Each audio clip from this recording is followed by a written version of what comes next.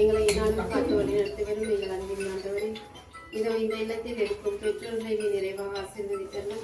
அவர்கள் வெளியில் போகும்போதும் வரும்பொழுதும் உமது உடன் இருப்பை கொடுத்து காத்தல்லும். அவர்கள் செய்யும் தொழிலில் நல்ல முன்னேற்றத்தை அடைந்தல்லும்.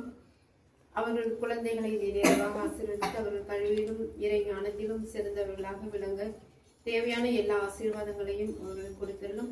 மேலும் பிறக்க இருக்கும் பாலன் இயேசுவின் அன்பும் அருளும் அமைதியும் இவ்விடத்தில் என்றும் நிலைத்திட எங்கள் ஆண்டவராகிய கிறிஸ்து வழியாக உம்மை மன்றாடுகின்றோம்.